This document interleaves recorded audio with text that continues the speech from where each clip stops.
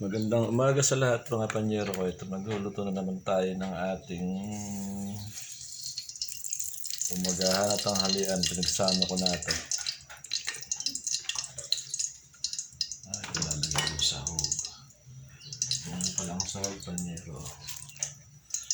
Luluto tayo panyero ng ginulay na mais. Na kung tawagin nila ay swam. Ito, yun tayong mais.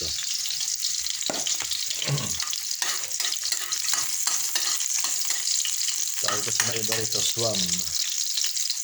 Mais din lang yun, ginulay na mais. Yan. Saka natin sasahugan ng hipong lutang.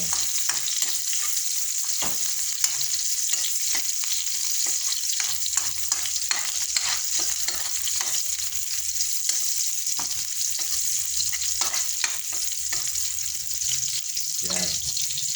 Ito isasahog ko, hipong lutang. Ayan.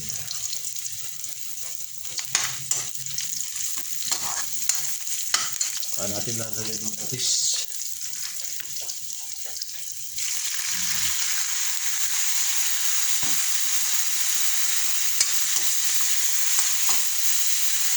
Yan, pwede na siya. Lalagyan natin ng ating mais.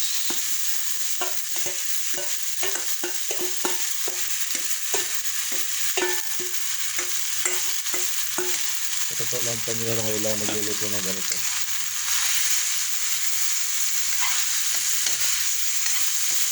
Ang ginisang mais. Pero yung nanay ko nung araw lagi nagluluto ng ganito yun. Dumikit na. Pinasabaw. Dumikit na siya. Yan. Saan natin pakukuluan.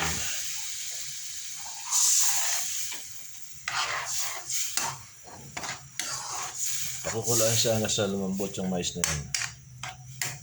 Natin lalagay yung ating gulay. Ito na panyero ang magpapasarap sa ating ginulay na mais or swam. Yan. Pwede natin ilagay ating gulay. Ito ang magpapasarap dyan. Ito ang dahon ng ampalaya. Yan. Kapag may itinanim, merong aanihin. Yan, tanim natin sa likod bahay. Ano?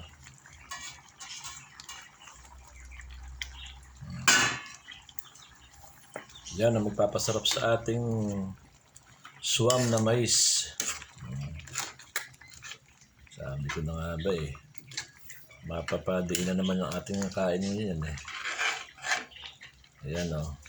Ganda niya o. Ito ko sa inyo guys o. Yan guys ang ating pinsprato ko ng ating swam na mais o. Meron siyang dahong ampalaya o. Sarap.